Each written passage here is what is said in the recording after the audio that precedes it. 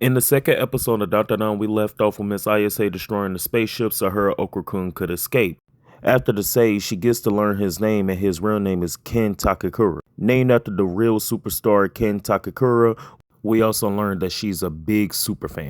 Also forbidding him for saying that name because she gets a little bit too excited every time when she hears that name. So since both of them are in a wreck, she decides to go to their grandma since her grandma is the only person that know how to deal with supernatural problems. We get a scene where Okra-kun instantly bursts into fire. Turns out there's barriers around the house to protect them from spirits. After chucking Okra-kun instantly into a body of water, we figured out that Miss Ayase had to use her powers to keep Turtle Granny under control and keep her from possessing Okra-kun.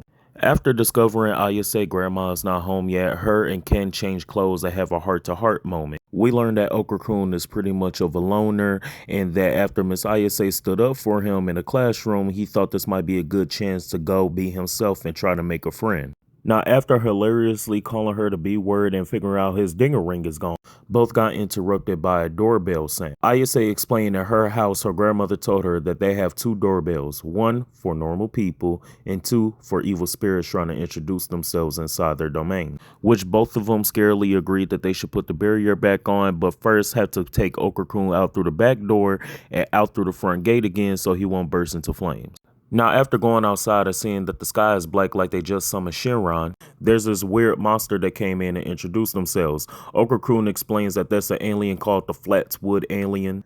Aliens that were found in the city called the Flatwoods in America, but now it's showing up more in Japan and Yamanashi. And it turns out after they destroyed the first alien ship, word got out, and now he's looking for Okra-kun's dinger ring so he can repopulate his species.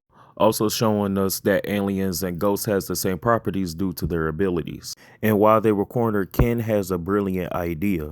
He wants Ayase to use her abilities to partially hold Turbo Granny so he'd be able to use her powers and she won't fully possess his body. It was an out-of-a-box thought, but after that you have the best going ghost transformation ever. With this transformation, I like to call it Turbo Ken. This ability changed his whole body, which he have the power and the full strength of Turbo Granny. Even though I love this transformation and how cool it is, Ken can't keep up this form for too long, which is a lot of power, and due to him being a human, it puts a lot of strain on his body, which feels like his body is being torn apart. After witnessing this, Miss Ayase locked in by luring the alien to the front door and using her psychic hands to put the barrier back on the front gate. After finding out that the barrier do work for the aliens as much as they do to the supernatural, her and Ken take an exhausted celebration that leaves Miss Ayase to pass out due to their fight. With that being said, we get left off with this episode of Okra-kun getting fully possessed by Turbo Granny, and we see this nightmare foolish cliffhanger. If you want to see me go over more episodes of Dandandan, please like, share, and follow for more because I really do enjoy this anime and I don't mind making more episodes for this.